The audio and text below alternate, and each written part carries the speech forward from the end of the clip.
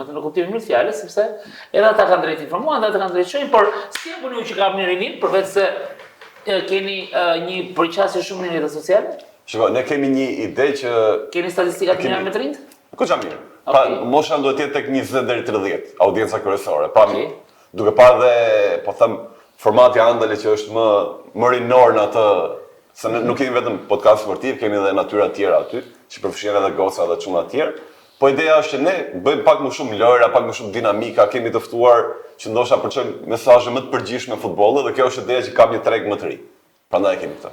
Po ne çfarë do të ta kapim të tregun më të ri zotë Efrem? Shpresoj të gjejmë kështu. Bëjmë lojra dhe kjo bie. Luaj unë këtë gjë.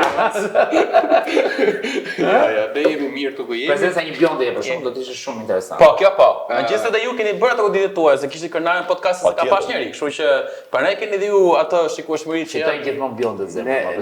Prandaj pra ju pra ne zbresi pak më poshtë, mos kurse ju jeni 40. Nuk përfitoj nga kjo se jemi me idetë e Berlusconit. Basta që në të dalejnë. Çorat kanë synime të qartë. Ne i duam pak dhe bjondet e Bronit. Ne ju duhet të dash shumë mirë, komplimenta. Faleminderit. Ledio, ishim duke bëm një podcast në kaluar.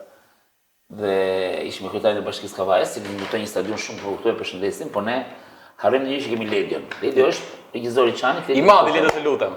I madh, Ledio të lutem. Për herë të parë pash me fytyrë, kush e do ta di fytyrën e Ledios më paguani.